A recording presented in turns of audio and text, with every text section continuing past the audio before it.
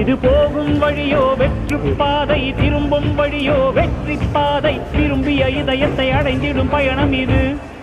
கடல் தாண்டும் பறவைக்கெல்லாம் வழியில் மரங்கள் கிடையாது. ஆனாலும் கண்டம் தாண்டும் சிறகுகள் வலிக்காது.